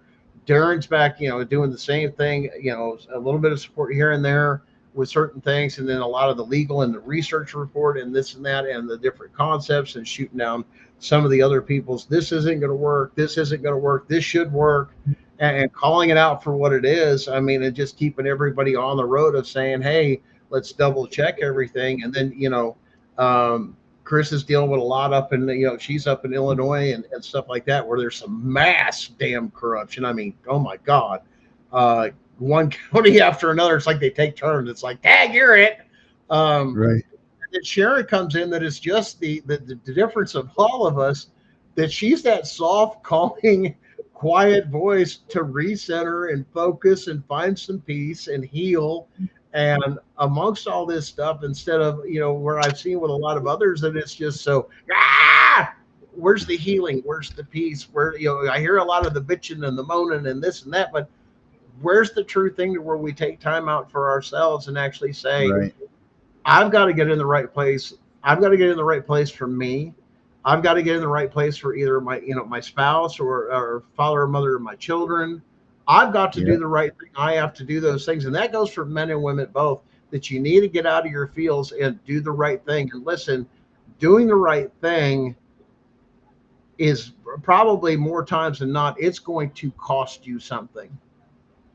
But once again, that's where honor, integrity, and respect come in, that is not taught. If you're not an honorable person, I'm going to see you chicken out and not do the right thing and save your own skin. Like some of these things, hey, I just lost my kids, but hey, I'm ready to party. Who wants to go out and go out and party and go out to Vegas with my girls and have a girls' weekend? And this, that bothers me. And I can't stomach that. That's a POS person, in my opinion. You just lost your kids. The first thing you're going to do is go out and party or date or all this other stuff. I mean, it should ruin you. It should psychologically break you. And if it doesn't, there's something wrong with you psychologically, mentally, seriously. But I think just the multifacets, and I know a lot of people get upset, especially with, some of the different things. It's like, guys, we're a small team. We are not a 500 to 5,000 law firm, but right, you'll notice not one law firm has stepped up to do jack on this. Right. We have enough people that are watching and listening to us that we should have had someone step up by now. And it's games. It's distractions. It's puff ups. It's gaslighting. It's manipulation and all this other stuff. And we know that CPS has got people out there, following stuff and following, us and our posts and trying to join groups and dismember and discourage people and play games against it. And they're specifically trained to do that. They're IT people. We know that the Bar Association has got attorneys and paralegals and everything else out there stirring up the thing. Why? Because it's going to cost them money. We know that the judges and everything else, they've got people that are doing this and going on. We've seen that happen even here in Blount County, especially with covering up for the stuff that happened with the teacher and then another teacher with something else that happened, and then find out that their significant other was sitting on the school board. I mean, it's just on and on and on. This is why public education, in my opinion, should never exist. You should teach your children at home.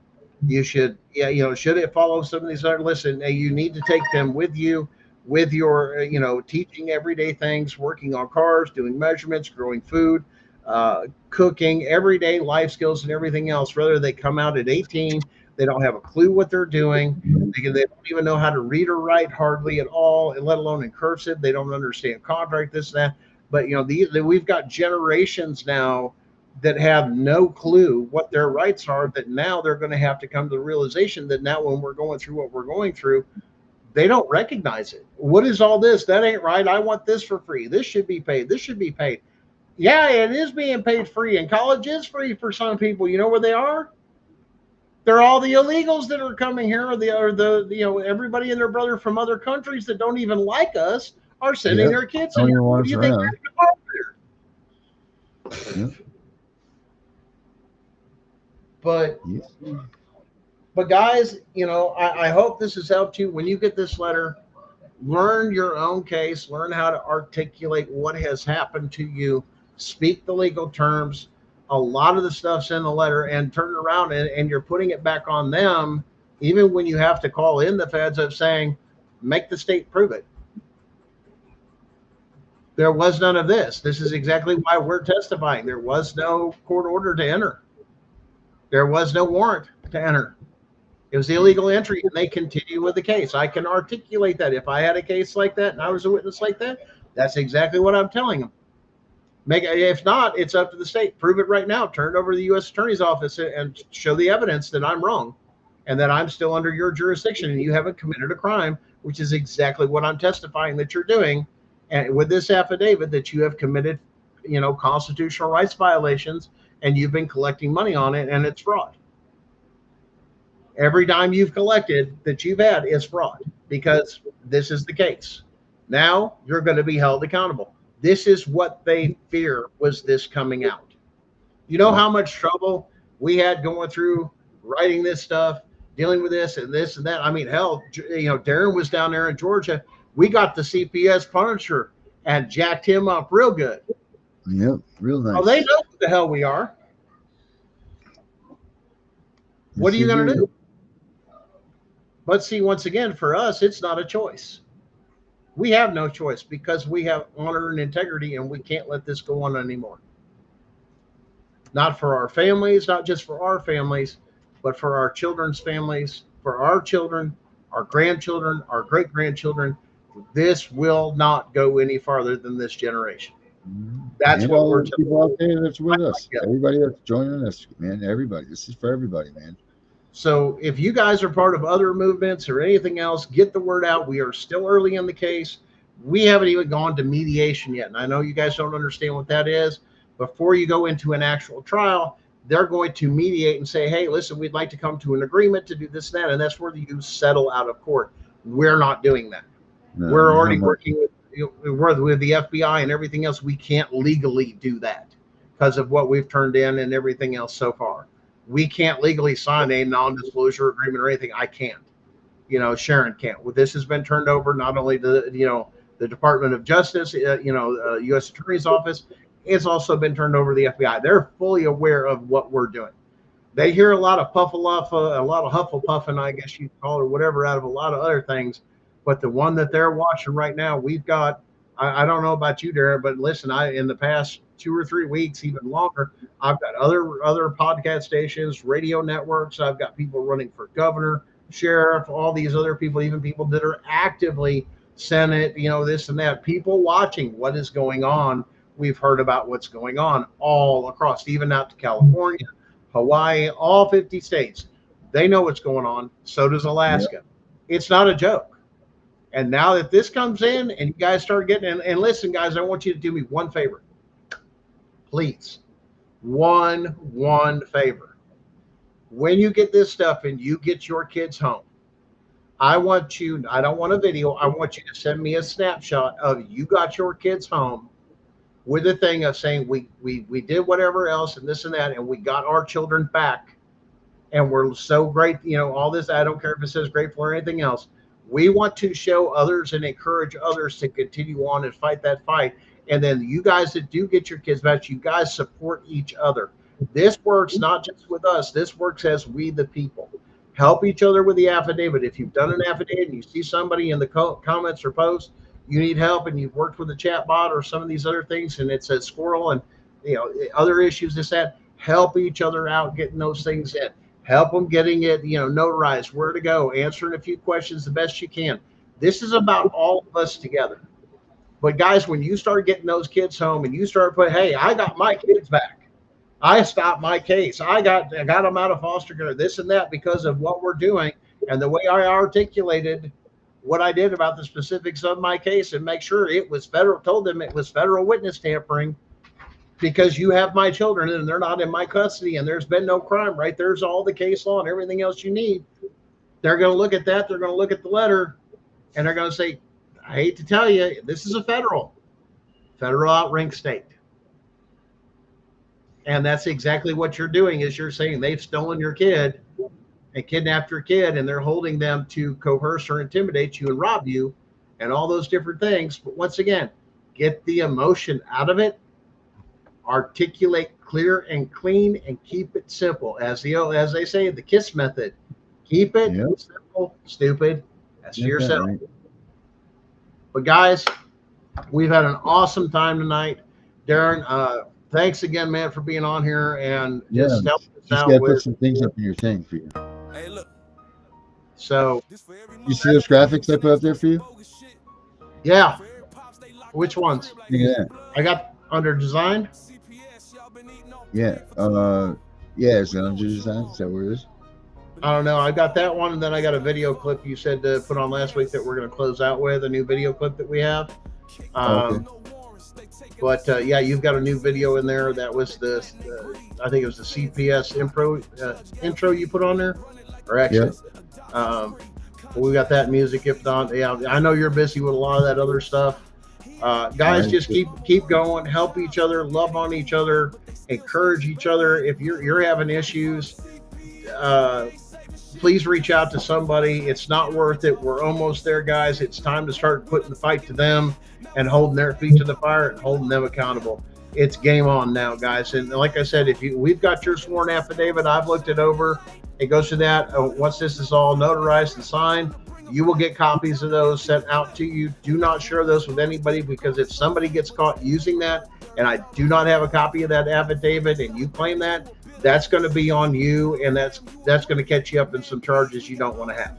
So keep it above board, keep it real, and don't forget our spinoff show, and of course my lovely wife, tomorrow night at 9 p.m. Beauty and Ashes, that deals with the psychological and mental health of everybody, including preparing for when the kids to come home. Great show. You don't want to miss it. There's a lot in there. But guys, we'll see you next week. Keep up the fight and just stay tuned to the channels. We'll have more and more. And don't forget to check out the Tip and Punisher show on Monday night at what time? 7:30? 7:15, 7:30, yeah. 7:15, 7:30. And they're going to go over the Void Ab Initio. Have a copy of that for you with the same thing else, nullifying everything. And even though they won't take it, I guarantee you a federal court knows what it is. Oh, you're fighting in a whole different level. Game up, guys. Thanks again, guys. We'll talk to you next week. And catch out our other shows. And don't forget to hit the likes and follows on YouTube. And spread the word. Yes, here we go. Not bad.